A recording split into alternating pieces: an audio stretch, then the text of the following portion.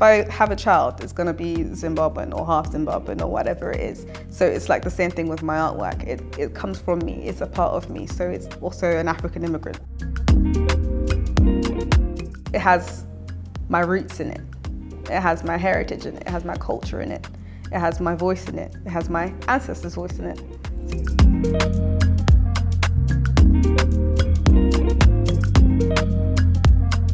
I'm Charmaine Chanakira. I'm an Afro-expressionist painter from London. I speak through my art. I get quiet. I get really, really quiet, and I don't like being seen or like be the center of attention. So I do it through my art. The bigger the piece, the bigger the emotion, the bigger the feeling, the more I want to be seen. Whereas in my waking life, I'm usually dressed in black. I go around like a ninja all day, every day. But with my artwork is where I want to be seen. So I choose colors that can be seen. So like bright fluorescent pinks, blues, but also colors like greens, orange, blacks, reds to represent like the African colors. I use my art to connect to my ancestors and my history through the use of like colors, symbolism, words. The thing that comes before me comes out of me into my artwork. That's why I call myself an Afro-expressionist, because I'm African, and what comes out of me is also African. I'll describe myself as an activist. A lot of my work is about my identity and my identity as a migrant.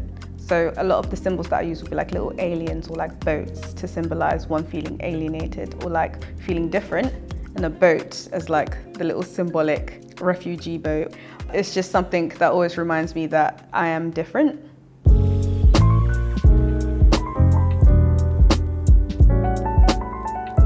I started getting into creating when I was about like 6 or 7.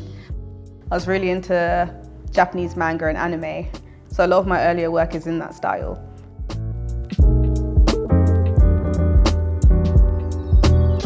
I also went to an art club, which honestly, I don't know where I would be without having that place, because it was like a youth center for like underprivileged children, and they had like different art activities to just support children in that community. Until today, like I owe them my life, because like they kept me from running around on these streets. Apple Art Block. I'll plug them in because they deserve it. They kept me and my sisters alive, or like it was just like a safe hub for children to come and play and be children and create. The school that I was at didn't really support black kids or didn't support children that needed the support. I did art for GCSEs, but my art teacher was just like, nah, you don't have it. Try graphic design, which allows you to still be creative without the technical, I guess, art skills. Got out of uni, couldn't find a job. Then after that, I decided to open up my own brand, selling handbags and makeup cases with my own designs on it. And then the Instagram algorithm took me out, so I stopped doing that. And then also had people from China like copying my work, so got me into a mad depression.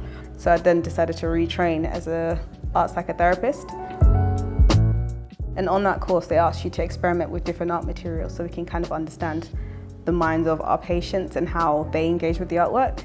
Initially, I hated it because like I didn't know how to paint. Like what I had in my mind wasn't what was happening on paper, and used to really frustrate me. So once I got rid of the idea of making something perfect, that's when I started falling in love with art.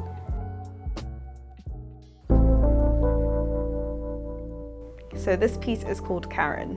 When I started painting and when I started the course, I only painted white women or like created artwork of like blonde white ladies. My first name is Karen. And my middle name is Charmaine. But growing up in Zimbabwe, when I was in Zimbabwe, nobody called me Karen, I was always Charmaine, so I thought that was my first name. It's only when I came over to the UK that people started calling me Karen. So I spoke to my therapist about this and spoke to my tutor about this, and we discovered that that is the mask that I've been wearing so I can assimilate. I built a persona so I wouldn't be racially abused. I built a persona so I can get into jobs at work. I wanted to be liked by people and accepted, and I didn't want my life to be difficult just because I was black. So by building that persona, I really suppressed me, or like the real me. It fell in line with the Black Lives Matter movement and George Floyd. So I really had to get in touch with my blackness, and it showed in my artwork.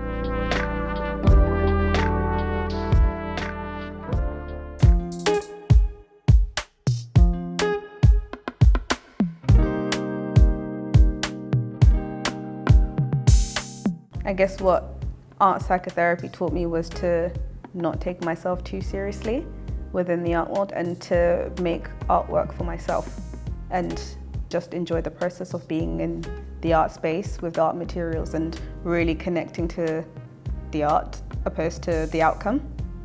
Now I'm in galleries, so like it's been a journey. It's been a long, hard journey, but it's been worth it. I think why I use art for mental health and psychology is because it's the best way I know how to communicate. The good thing about art therapy is it's accessible for everybody, even if you're non-verbal. I struggled to talk about my emotions, but when I paint is when they really came out, or when I look back at my work, I'm able to see what's going on in my own head. It's like a reflection of like what is happening to me internally. So big up art therapy. Art therapy, I think everyone should do it. If I'm angry, I'll come home, grab a notebook, get that all out. It's like an alternative to screaming, essentially. It's just like a mindful process for me. To get me started, I would usually do yoga, and that kind of helps me be mindful or get myself into like a mindfulness state. So when I'm painting and when I'm doing yoga, it's coming from like the same pool of energy. It's coming from releasing anything in my body that is trapped, clearing my body of like residual energy or like residual thoughts or residual thinking. So it's only when I have a conversation with the artwork or explore the artwork more, figure out what it's really about, that's when I'll then present it to other people, like once I've built that relationship with it and then ready to give it away. Because I lock my emotions in the artwork. So it's like a Horcrux, essentially. It's a part of me, a piece of my soul put onto a canvas.